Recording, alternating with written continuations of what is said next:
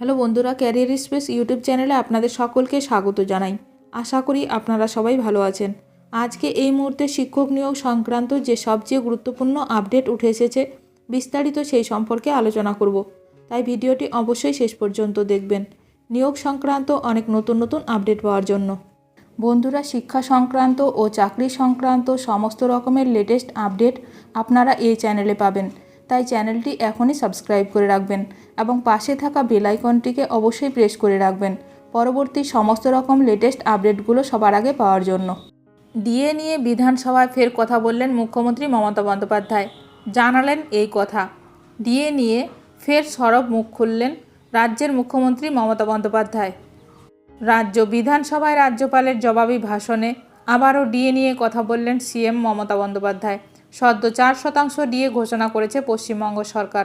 যদিও বিরোধীদের দাবি, যেখানে কেন্দ্রীয় সরকারি কর্মীরা 53% ডিএ পাচ্ছেন, এ রাজ্যের সরকারি কর্মীরা মাত্র 18% ডিএ পাবেন। অর্থাৎ বাংলার সরকারি কর্মচারীদের বঞ্চনা করছে রাজ্য। এবার জবাব দিলেন মুখ্যমন্ত্রী মমতা বন্দ্যোপাধ্যায়। এদিন মুখ্যমন্ত্রী বলেন, 2019 সালে বাংলার ষষ্ঠ বেতন কমিশন চালু হয়েছিল।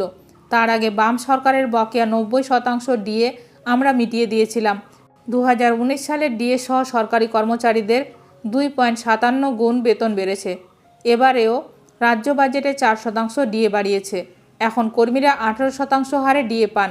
এখনও পর্যন্ত ডিএ বাবদ 2 লক্ষ কোটি টাকা খরচ হয়েছে। মুখ্যমন্ত্রী আরও বলেন যে, অনেকে সরকারি কর্মীদের মাথা খারাপ করার চেষ্টা করেন। কুৎসায় কান দেবেন না।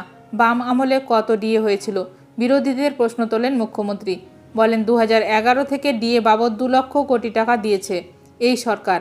আমরা 125% ডিএ বাড়িয়েছি, 75,000 কোটির দেনা শোধ করে। কিভাবে করছি? 100 দিনের টাকার কাজ না পেয়ে কি করে করছি জানতে চাইবেন না? এর আগে রাজ্য সরকারকে নিশানা বিরোধী দলনেতা শুভেন্দু অধিকারী বলেন, এ সরকার কর্মচারী বিরোধী সরকার। কেন্দ্রের সঙ্গে রাজ্য সরকারের ডিএর তফাৎ 35%।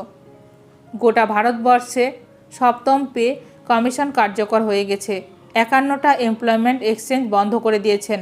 গোটা রাজ্যে 2 কোটির বেশি বেকার। আপনি একটাও চাকরি দিতে পারেননি। ভিডিওটি ভালো লাগলে অবশ্যই লাইক করবেন। আজকের ভিডিওটি এখানেই শেষ করলাম।